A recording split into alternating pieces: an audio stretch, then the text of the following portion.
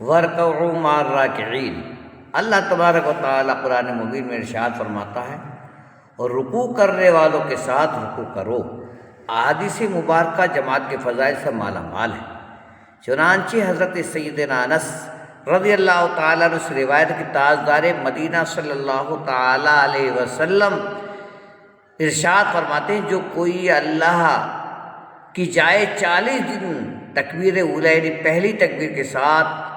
نماز جماعت سے پڑھے، اس کے لیے 2 آزادیاں لکھ دی جائیں گی، ایک نار سے دوسرے نفاق سے۔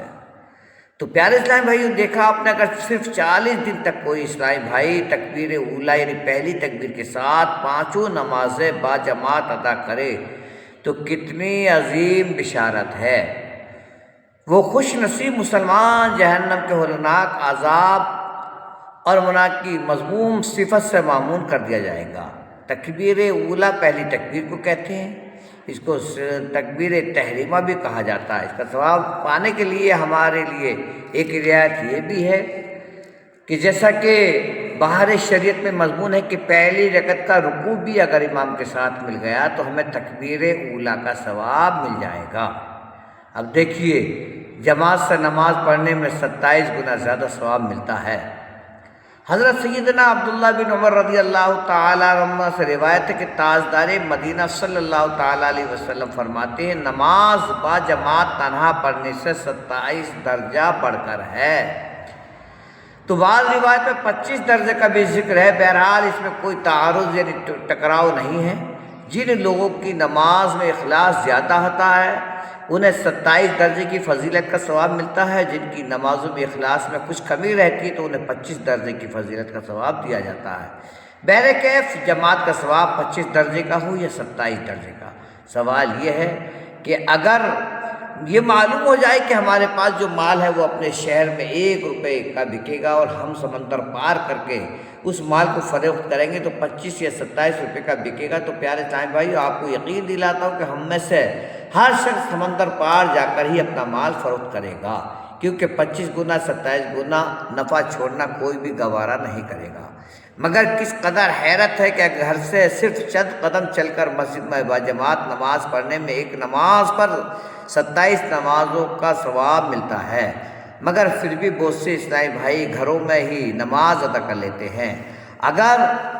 اور جماعت کی پرواہ نہیں کرتے، لہٰذا ہمیں حصول جماعت میں سستی نہیں کرنی چاہیے۔ اس حدیث پاک زندگی کا موت سے پہلے غنیمت جانو کے تحت اپنی زندگی سے پورا فائدہ اٹھا کر ہم سے جتنا ہو سکے باجماعت نماز ادا کر کے زیادہ سے زیادہ ثواب کا ذخیرہ کر لینا چاہیے، ورنہ یاد رکھیے مرنے کے بعد جماعت کا ثواب لوٹنے کا موقع نہیں مل سکے گا، اور بے حد ندامت ہوگی اور افسوس بھی ہوگا کہ کاش دنیا میں تھوڑی سی سستی اڑا کر میں زیادہ سے زیادہ جماعت کا ثواب حاصل کرنے میں کامیاب رہتا۔ تو حضرت سیدنا امام ابو یوسف و حضرت سیدنا امام محمد رحمۃ اللہ تعالیٰ علیہ، امام اعظم ابو حنیفہ رضی اللہ تعالیٰ عنہ کے شاگرد حضرت محمد بن سیمان نے 113 برس کی عمر پائی۔ آپ روزانہ 200 رکعت نماز نفل پڑھا کرتے تھے۔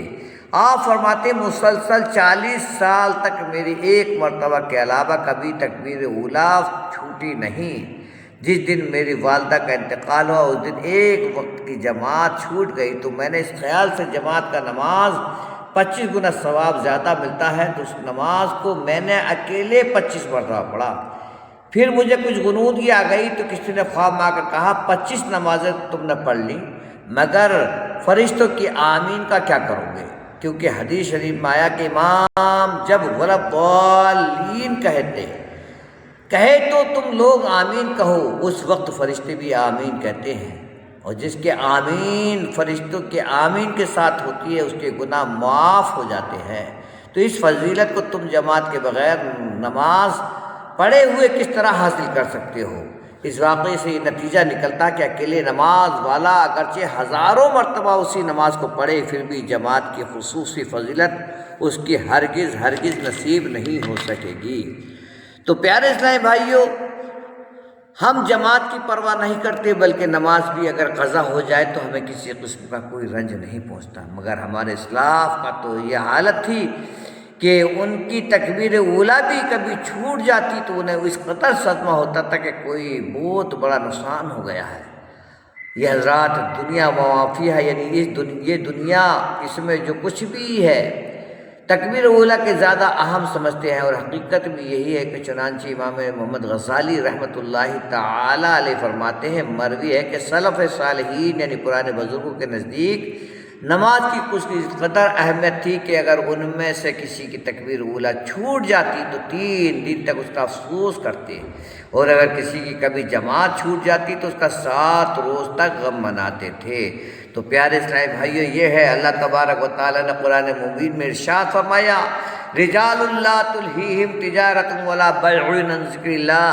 عن ذکر اللہ و اقام الصلاۃ و ایتاء الزکاۃ یخافون یوما تتقلب فیہ القلوب والابصار۔ وہ مرد جنہیں غافل نہیں کرتا کوئی سودا اور نہ خرید و فروخت، اللہ تبارک و تعالیٰ کی یاد اور نماز برپا رکھنے اور زکوٰۃ دینے سے ڈرتے ہیں، اس دن سے جس میں الٹ جائیں گے دل اور آنکھیں۔ تو پیارے اسلامی بھائیو، یہ ہے ہمارے حضور یعنی اللہ تبارک و تعالیٰ کا فرمان۔